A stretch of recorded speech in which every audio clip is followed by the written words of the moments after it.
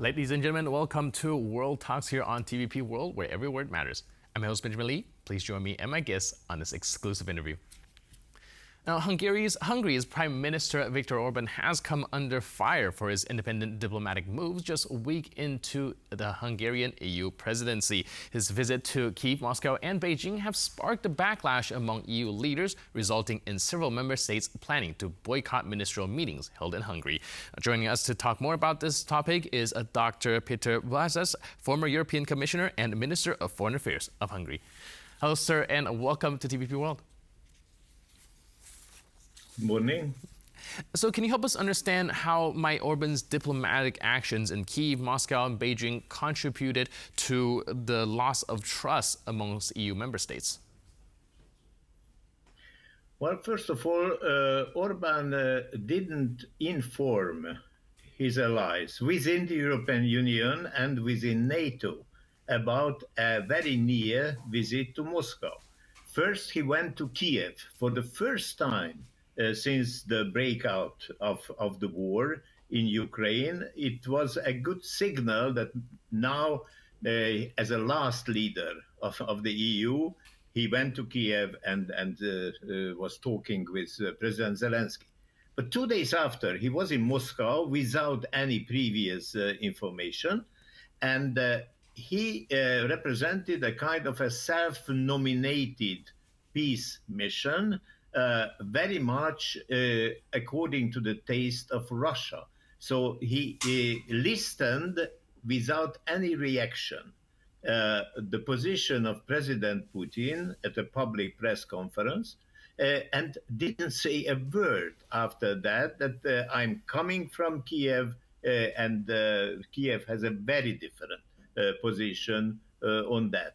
And then he went on, as it was already said, from Moscow to Azerbaijan to attend the Turkic Council, and from there to Beijing, from Beijing to Washington to attend the NATO summit. But right after the NATO summit, he contacted the former president, Donald Trump, in California. So it was a self-decided and self-managed peace mission without the alliance, EU, and NATO.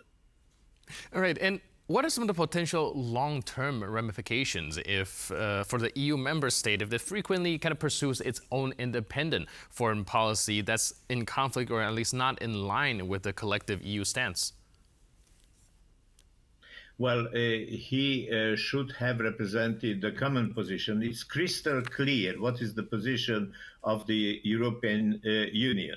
And in the past, Orbán made several attempts to veto the common position and to prevent some help actions and several others. Then he was instructed by NATO Secretary General Mr. Stoltenberg, who came to Budapest, and they had a talk. After that, Orbán promised not to act against the NATO common position. And in the EU, since some time, all the EU money for Hungary is suspended because of Orbán's actions against the norms and the values of the European Union.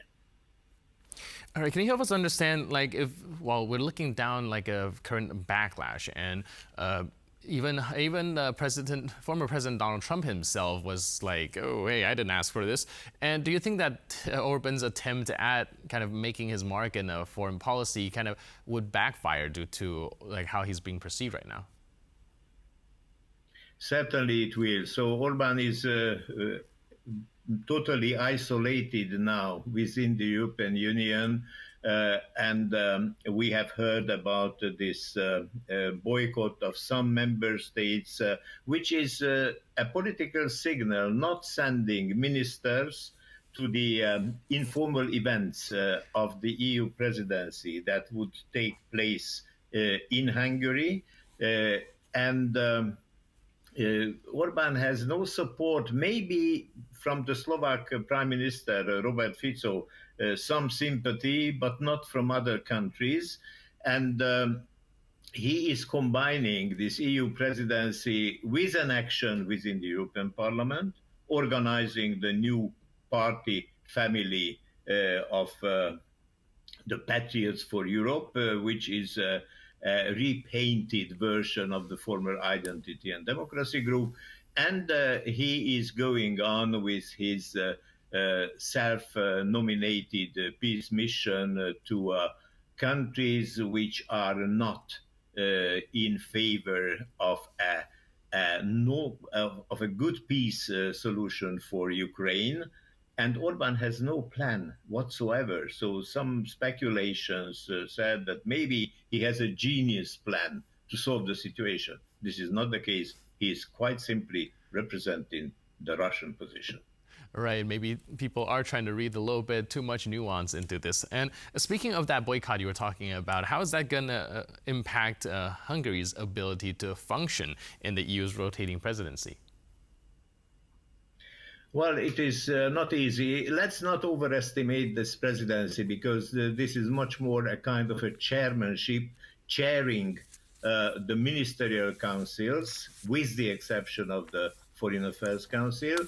But there are 9 other ministerial councils, and then the Hungarian ministers are supporting to chair the meetings until the end of this year. And there are many working groups. Again, there the Hungarian participant would manage the meetings. Otherwise, this is a very special semester now, because we have a new European Parliament.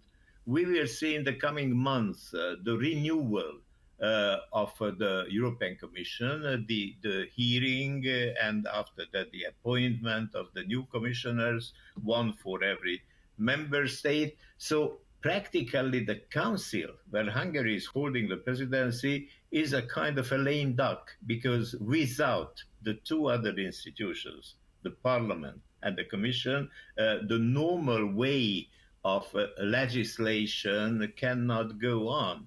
At the same time, this is an important period. So if a country is making a good use of that position, it can be more known, it can acquire a positive image within the EU. Unfortunately, this is not the case with Hungary now. All right. Thank you, sir, so much for your input and insight. I really appreciate it. Thanks again for being with us on TVP World. Guest has been Dr. Péter Balázs, a former European Commissioner and Minister of Foreign Affairs of Hungary. Thank you, sir. Thank you.